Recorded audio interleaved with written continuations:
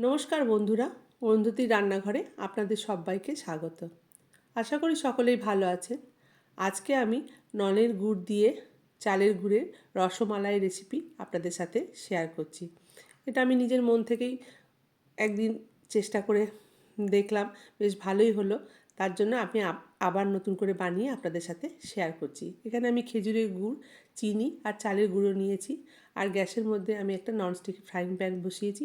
ননস্টিকে করলে পরে কি চালের গুঁড়োটা সেভাবে অত লাগবে না, আর মাখাতেও সুবিধা হবে।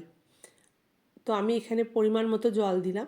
এখানে একটু বেশি জল দেবো যতটা চাল আছে তার থেকে, কারণ এই চালটাকে খুব ভালো করে এই জলের মধ্যে সেদ্ধ করব।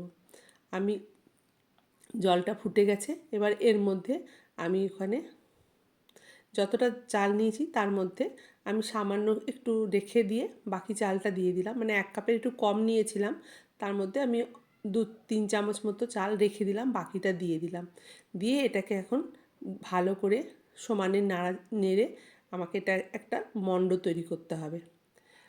আর এর মধ্যে আমি কিন্তু নুন বা অন্য কিছু দিইনি, আমি প্লেন এমনি নর্মাল জলের মধ্যেই এটাকে এইভাবে, দেখুন অনেকটাই শুকিয়ে গেছে, এইভাবে কিন্তু আমাকে সমানে নেড়ে নেড়ে একদম একটু ওই চালের গুঁড়ো যেটা রেখেছিলাম সেটা দিয়ে আমি একটুখানি এর মধ্যে মেখে নিলাম। একটু ঠান্ডা হওয়ার পর মেখেছি, তাও যথেষ্ট গরম আছে।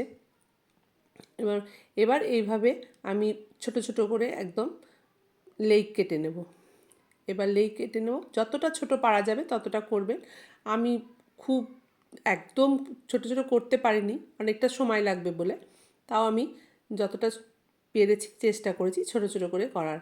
এভাবে এরকম ছোট ছোট করে নিয়ে যেমন রুটি বেলি সেই লেই করে নেব। তো আমি হাতে একটু গাওয়া ঘি নিয়েছি।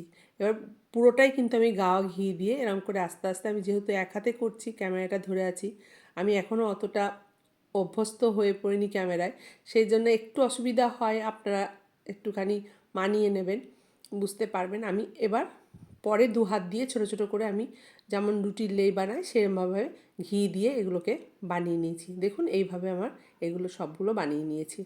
আর এদিকে আমি ওই যে ফ্রাইং প্যানটাতে চাল গুঁড়োটা বানিয়েছিলাম, সেটাতেই আমি দুধ দিয়ে দিলাম। এবার দুধ দিয়ে দুধটা ভালোভাবে জাল এসে গেছে, ফুটে গেছে। এবার আমি যে লেইটা বানিয়ে রেখেছি সেই লেইগুলো আমি এর মধ্যে দিয়ে দেবো। আর এটাকে একটুখানি বেশ ভালো করে ফুটিয়ে নেব। ফুটিয়ে যখন এগুলো ভেসে উঠবে তখন চিনি আর গুড়টা দেব।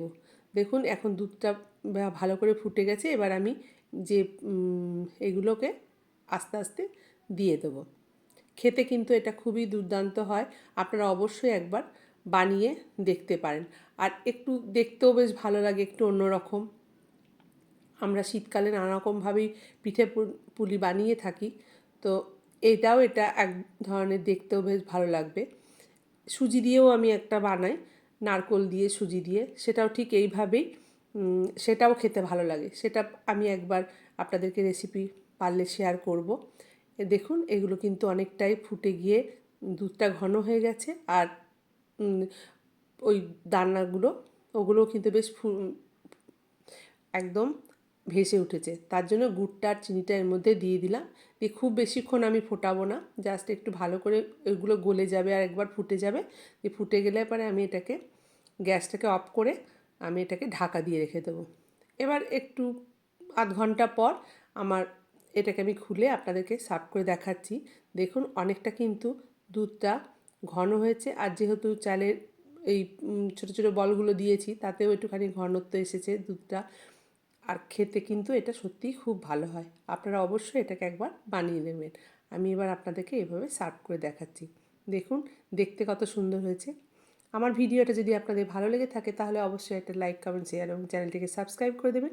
পাশে থাকা বেল আইকনটা প্রেস করে দেবেন, সবার আগে নোটিফিকেশানটা আপনাদের কাছে যাবে। দেখা হবে নতুন একটা রান্নার ভিডিও নিয়ে। ভালো থাকবেন, সুস্থ থাকবেন। ধন্যবাদ।